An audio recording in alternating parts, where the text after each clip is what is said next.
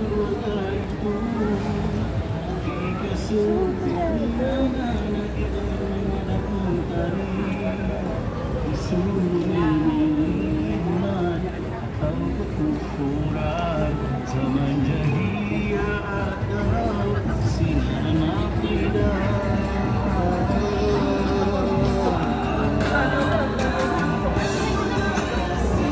Bagimu syurga di sana, kau pun tegan memilih syurga, walau terpaksa mengubah nyawa, lalu tempat yang saja menikah, jasad yang tiada bermula.